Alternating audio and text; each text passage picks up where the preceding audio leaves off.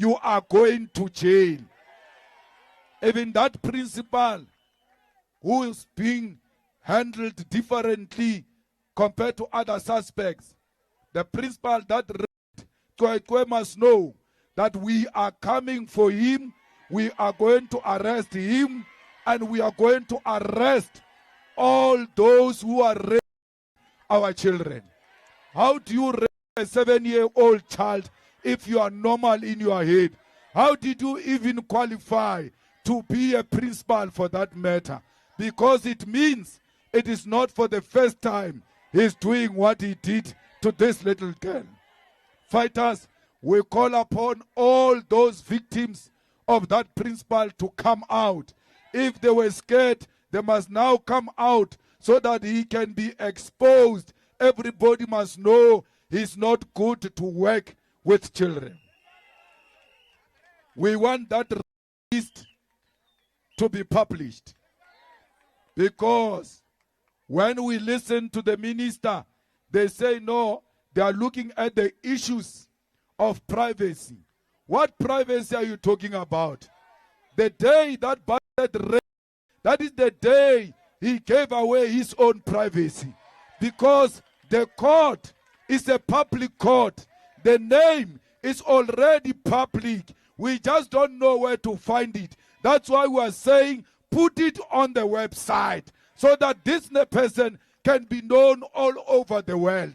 When they Google your name, it must just say Hi guys, welcome back to our channel. In case you're new here, my name is Maren and I'm Maureen. Right, so in today's episode we are going to be doing a follow-up on the case of Cwecwe, the 7-year-old South Africa who was abused when she was in school, right? Right, and right now it's coming to our attention that the bus driver, the father of the baby, and the caretaker, all of them, their samples were taken and they were cleared of all charges because they didn't find a foreign DNA in the child. Yeah, but my question is, okay, you had 3 suspects that you took DNA from: the father, caretaker, and bus driver, and the principal has also been mentioned as a person, right, as a person of interest in this case, and that was the only person who allegedly did not give his DNA. So right. I feel like around this week, I think, guys, you know that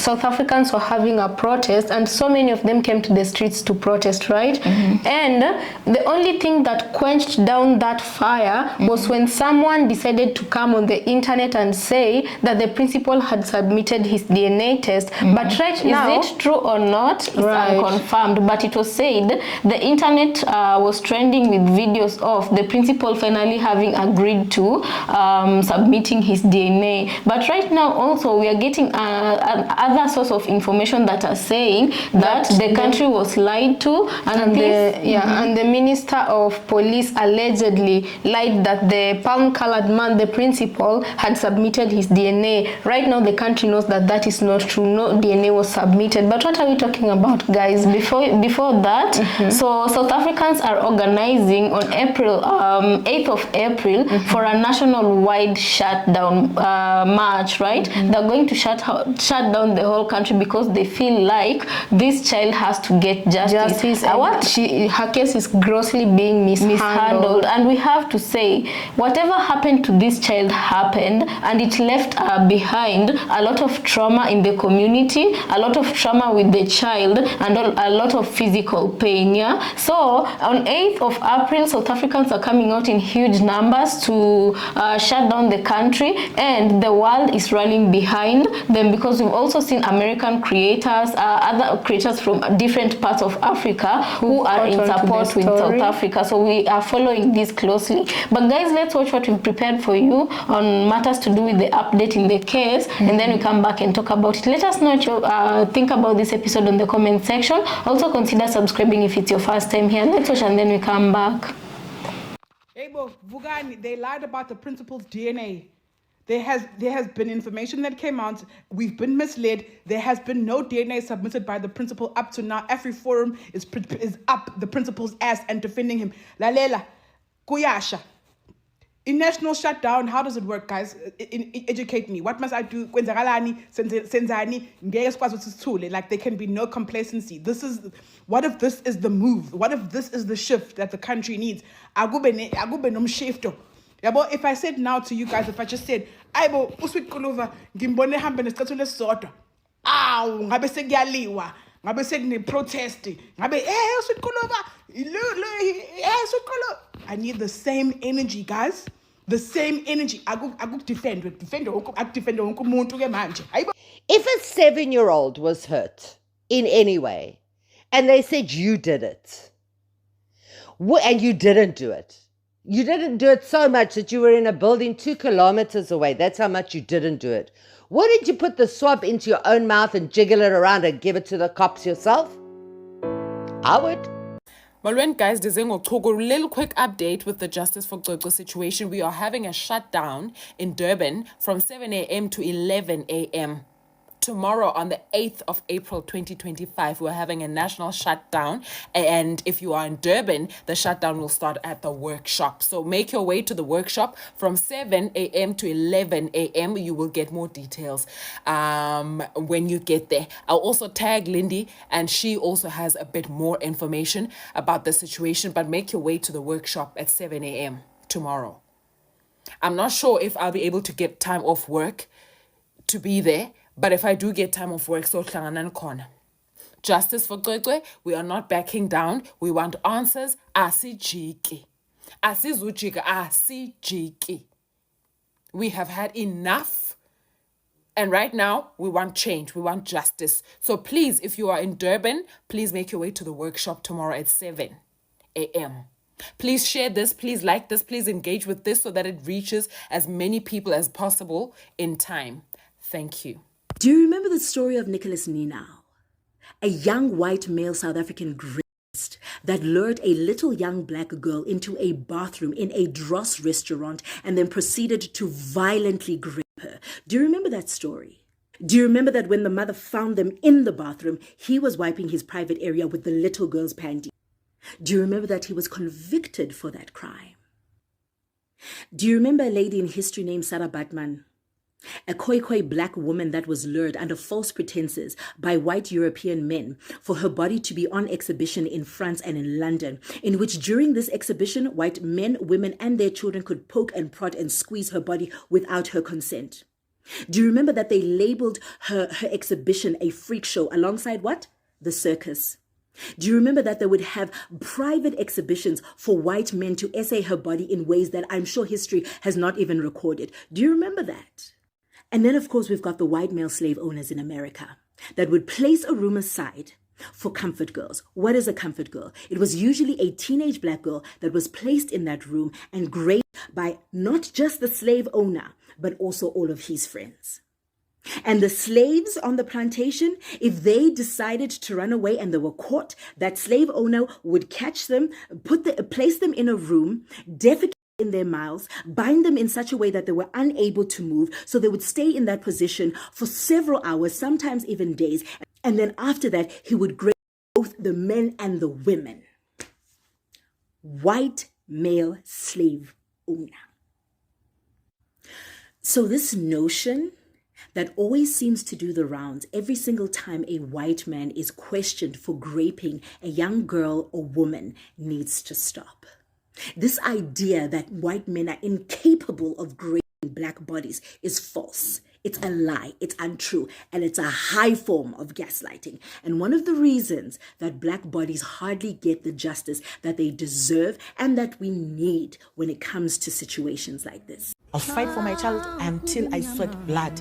If it means I need to die because I'm finished justice for my child, it's okay. Thank you for sharing this. This is absolutely correct. I have just verified it. I have also listened to the officers from the FCS confirm this. The mother was meant to be interviewed today by the FCS, the authority that deals with crimes against children, SA, aggression, physical assault.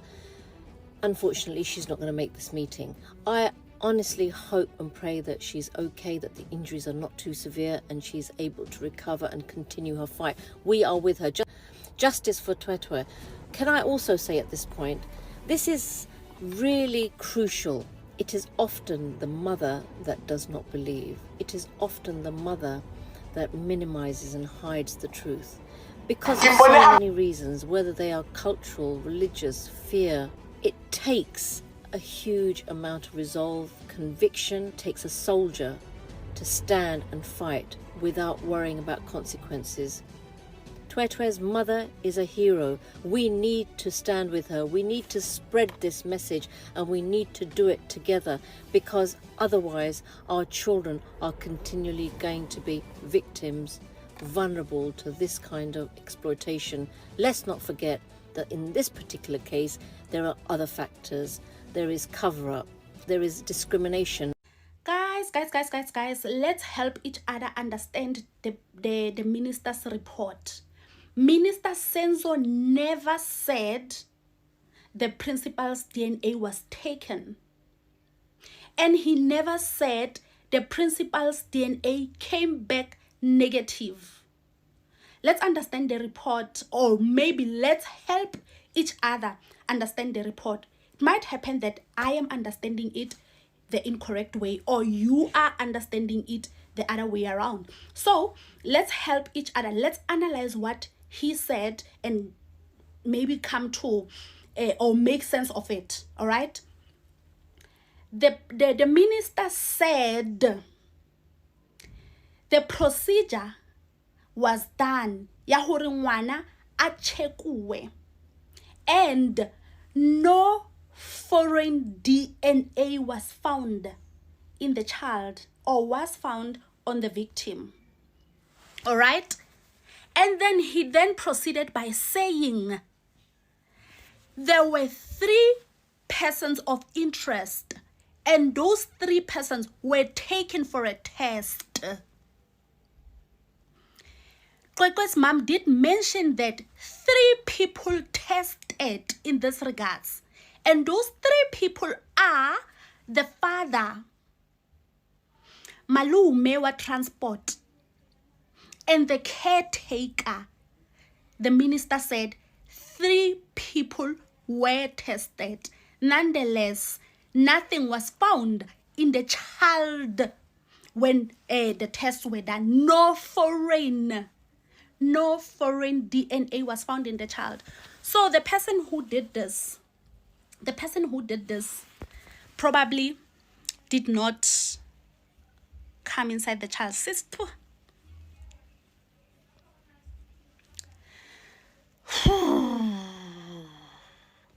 The minister never said the principal was tested. The minister never said the principal's DNA came back negative.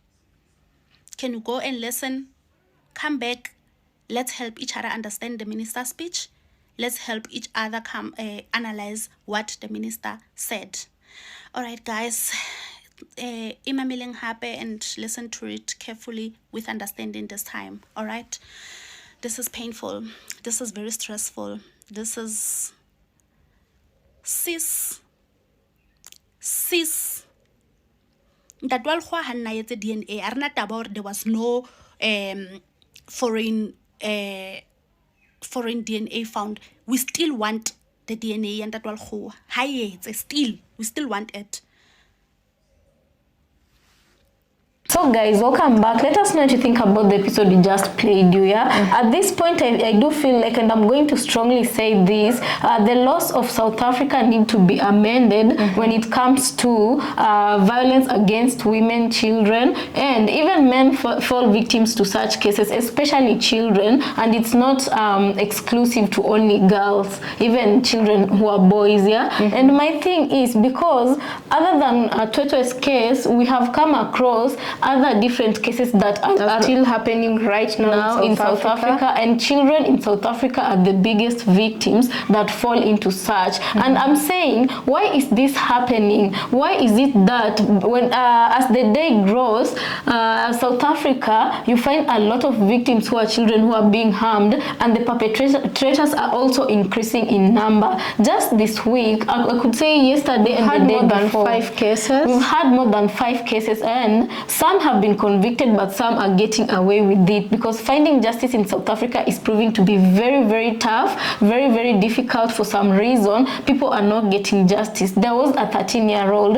Today we're talking about Cwecwe, who is 7 years old. There was a 13-year-old in South Africa, and this is a case that has happened this week, who was raped by multiple, and it's multiple men. The number is unknown, and this is a 13-year-old child who faced such violence. Yeah, so there's something happening in South Africa, and I feel like the law is not protecting. It's kind of protecting the perpetrator instead of the victims. Because why are these cases increasing? Because there's not enough repercussions that these perpetrators are facing, you know. Right. And so this week, just 6 days ago, when Cwecwe's or Cwecwe, is it Cwecwe? When Cwecwe's mother was going to be interviewed by the CF, sorry.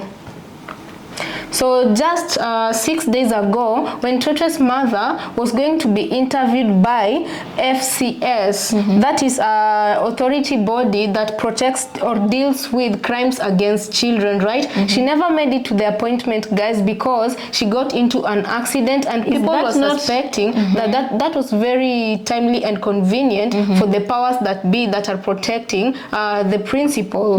So the question we're asking today is, why is it that, like, there's any other day that you could have gotten into an accident? Why exactly did that day? Who is protecting this case, and who is it who was okay, this principal, exactly how is he connected to the powers that be? Because it's beginning to appear, if he did it, and that is allegedly, if he did it, because it's not been proven, yeah, who exactly does he know that is keeping him safe? Because when this case was beginning to go viral, it had been said that his legal aid came from AfriForum. That is a body in South Africa, a political body in South Africa that caters to the white South Africans. Yeah, so if such a body, this is a political party that is coming to the aid of a mere principal, then he's not just a mere principal. There has to be a way that, you know, because it's also very funny that everybody else who was around this child, who are closest to this child, they all provided DNAs, and him up to right now, he is still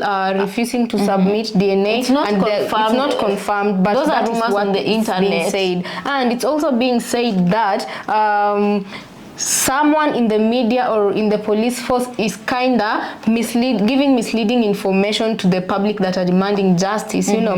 And then another thing that I wanted to say is, with this case going on, I really hope this kid finds justice, because right now I feel like the evidence has really been tampered with very much, and only the doctors know the true story if a foreign DNA was collected from the baby. Because why then would they ask people to submit samples if they didn't have a foreign DNA from the body? Because the very first report said that there was a foreign DNA. So right now, someone else is coming out to say that no foreign DNA was found in the baby, meaning so question is, how are the 3 people who are asked to provide samples cleared if there wasn't any foreign DNA to match it with, you know? That is like, this question case is leaving a lot of questions to be answered, and I feel like South Africans are not letting go of this, and so it's the rest of the world who've come in contact with this case. So like, the question I'm asking is it easier for the South African government to protect this one person who's threatening the peace and the existence of people in South Africa, or is it easier to just do your work? Yeah, comply and do your work and find who the person who was responsible. Someone somewhere knows something. When we start with the caretaker, even if he didn't do it, he was the one who isolated the child and sent the child somewhere. Another question is, why was the bus driver let in that very day that coincided with the whatever happened to this baby, when the caretaker sent her into that classroom alone where she passed out, and she doesn't know why she passed out. So she woke up when the caretaker was waking her up. The caretaker knows something. That is what I'm saying. Right. You know, whether or not this child was raped in school, the caretaker knows something, because the PR team of the principal was trying to spin it as the child was in a party the previous night, where the parents, principal's PR team. time. It has been said on the internet. Okay, it has it's been not said on the confirmed. internet, but it is not confirmed that the baby was taken to a party where her parents were going to. But the suspicious thing is that was a school night, and that child did not go to a party. So who is spreading these misinformations onto the internet? Another misinformation out there was that they were trying to pin it on the father. They were trying to pin it on the father, and remember, the father is one of the people who submitted samples willingly. Yeah, they willingly submitted samples the first time they were asked to go and give samples. Yeah, and this happened on a school night, Monday, Tuesday. This happened on a school night, meaning the person who did this to this Not child on a had school access night, on a school day. On a school day within a school week, you know. It means the person who did this had access to the child and was very close. So the two places that people were saying was, if it's not at home, it was at school, of which it was at school, because she said she felt pain only that when she came back home. That's, you know. So this, guys, I don't know, but there's a lot of factors that are making this case to be complicated, but it's good to see that big public figures like people like Malema are coming out to make sure they are fighting to find justice for Cwecwe. And it's not only the child, because there's so many other children like Cwecwe in South Africa who are undergoing this. And I feel like South Africa, for the last time I would say, I feel like the laws in that country need to change, especially pertaining to violence against women and children. Yeah. So guys, let us know what you think about this episode. I think we'll leave it there, and we'll be following up any update. I really pray that an arrest will be made. But one thing I can leave you all with is that even if an arrest does not get to be made, the person who did that to that child will never find peace in the whole entire existence he still has on this planet. Yes, because he will never find peace.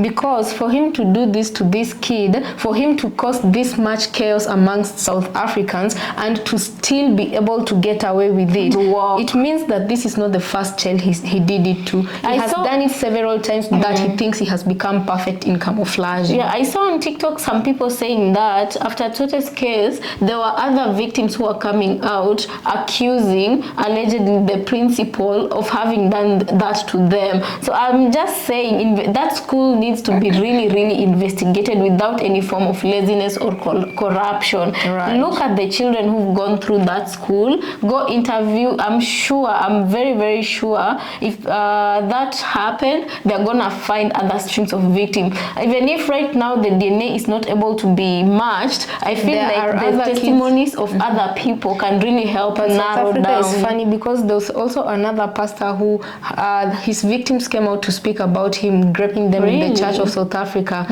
This also happened this week. He was acquitted this week.